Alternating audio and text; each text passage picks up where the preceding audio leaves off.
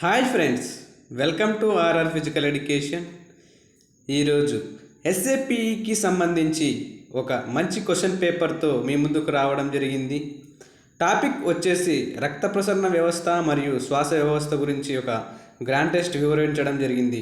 ఒకవేళ ఈ వీడియో నచ్చినట్లయితే మన వ్యాయామ మిత్రులకు షేర్ చేయండి మరియు లైక్ చేయండి, కామెంట్ చేయండి. ఇలాంటి ఎగ్జామ్స్తో మేము నిర్వహించే గ్రాండ్ టెస్ట్లో పాల్గొనాలి అనుకుంటే మీరు పాల్గొనవచ్చు.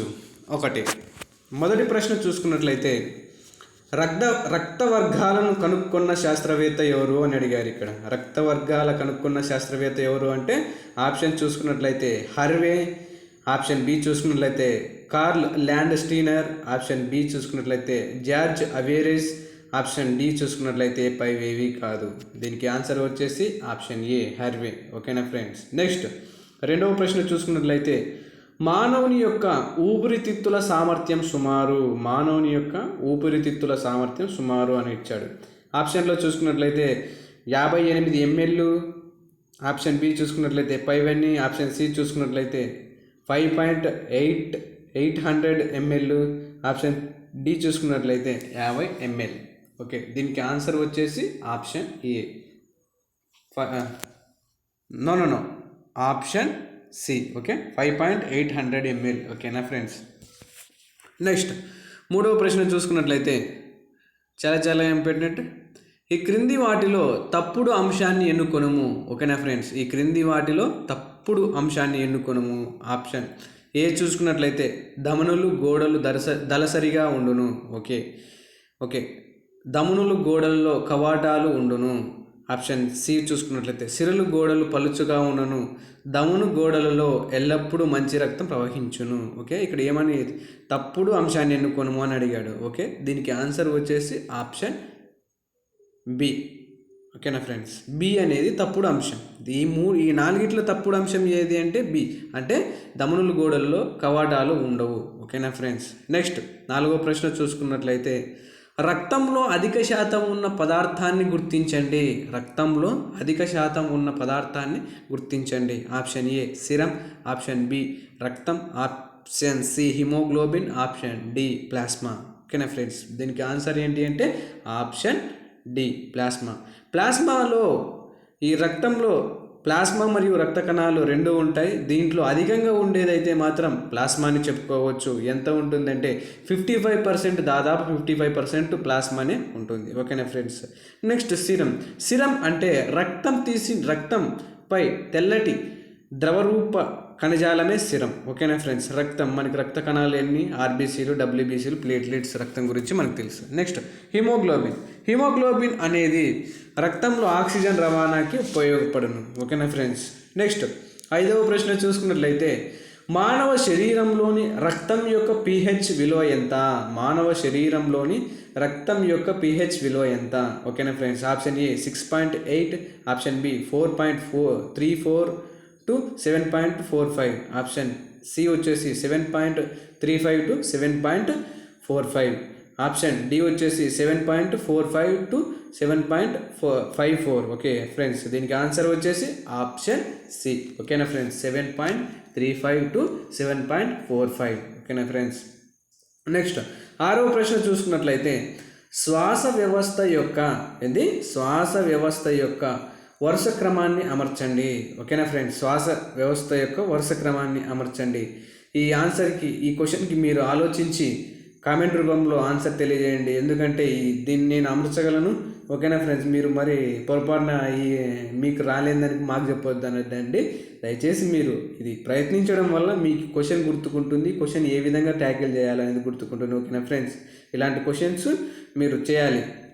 ఓకేనా ఫ్రెండ్స్. నెక్స్ట్ ఏడవ ప్రశ్న చూసుకున్నట్లయితే పురుషుల శరీరంలోని మొత్తం రక్తం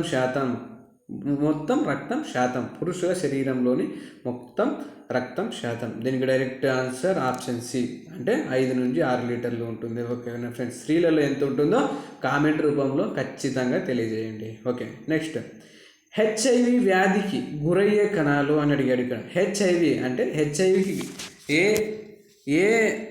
ఏ కణాలపై దాడి చేస్తుంది? చాలా important question. Option A lymphocytes, option B lymphocytes, option C neutrophils option C monocytes. ఓకేనా ఫ్రెండ్స్, దీనికి ఆన్సర్ వచ్చేసి ఆప్షన్ ఏ లింఫోసైట్స్. అంటే టీ లింఫోసైట్స్ మరియు టీ లింఫోసైట్స్ని గురి చేస్తుంది. అంటే CD4 మరియు CD8 కణాలను ఈ HIV అనే వ్యాధి గురి చేస్తుంది. ఓకేనా ఫ్రెండ్స్. నెక్స్ట్ 9వ ప్రశ్న చూసుకున్నట్లయితే మానవ శరీరానికి గాయం అయినప్పుడు రక్తస్రావకాన్ని నియంత్రించే కణాలు ఆప్షన్ ఏ ఎర్ర రక్త కణాలు, ఆప్షన్ బి తెల్ల రక్త కణాలు, ఆప్షన్ సి ఎర్ర రక్త కణాలు, ఆప్షన్ డి పైవన్నీ.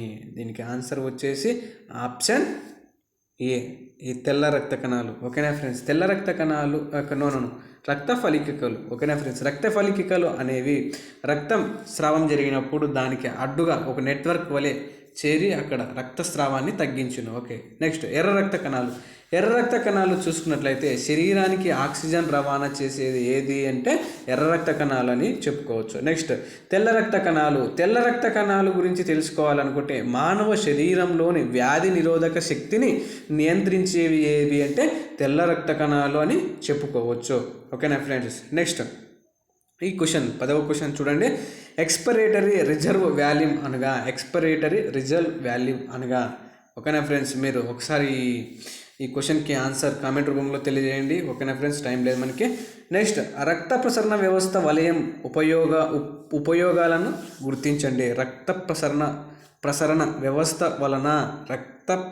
వ్యవస్థ వలన ఉపయోగాలను గుర్తించండి. 1 రక్త ప్రసరణ వ్యవస్థ ఆక్సిజన్ రవాణా చేయును. 2 రక్త ప్రసరణ వ్యవస్థ వ్యర్థాలను విసర్జింపచేయును. 3 రక్త ప్రసరణ వ్యవస్థ వ్యర్థాలను సేకరించును. 4 రక్త ప్రసరణ వ్యవస్థ పదార్థాలను రవాణా చేయును.